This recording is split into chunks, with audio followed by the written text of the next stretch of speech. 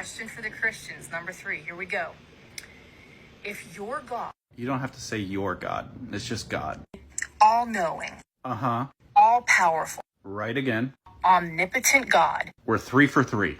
made all of us by his own hand. He created us exactly the way that we are. That's what you believe, right? No. The problem is in your statement, exactly as we are. Because that's not what Scripture teaches at all. God has created man in his own image. But the problem is, through the rebellion in the garden in Genesis 3, sin entered the world through one man, and death through sin. In this way, death spread to all people because all sinned. Therefore, we don't operate in the same way that God originally designed us to. Sin means to miss the mark. We were not created to lie, cheat, to steal, to murder. This is why James says, don't say that God tempts me, because each person is tempted when he is drawn away and enticed by his own evil desire. He goes on to say that every good and perfect gift is from above, coming down from the Father of lights, who does not change like shifting shadows. So did God make us? Did he knit us together in the womb? Yes. But did he create us in the way that we are in reference to our sinful nature?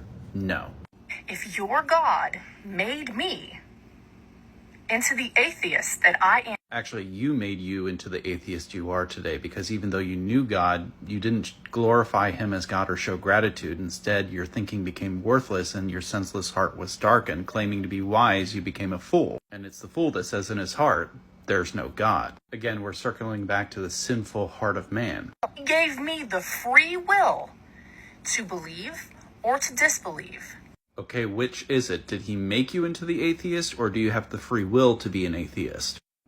When you pray for me, asking God to save me, how is that not a contradiction of your own God's will to have created me exactly the way that I am? It's not a contradiction, because your entire argument is a non sequitur. It doesn't even follow its own internal logic. At one point you're saying you have the free will to be an atheist, and at another point you're saying that God made you the atheist that you are. The will of God is something that the people of God discern by not being conformed to this age, but being transformed by the renewing of our mind. And it is something that even the believer on a day-to-day basis will choose whether or not to submit to it. This is why Paul says to offer up our bodies as living sacrifices. Because part of knowing the will of God and ultimately following the will of God is to pick up our cross and die daily. Again, circling back to the sinful desires of man. The thing is, the people who are praying for you to be enlightened and come into saving knowledge of Jesus Christ, their prayers are working. It is working in the fact that you are being faced with the truth and the knowledge of who Jesus Christ is.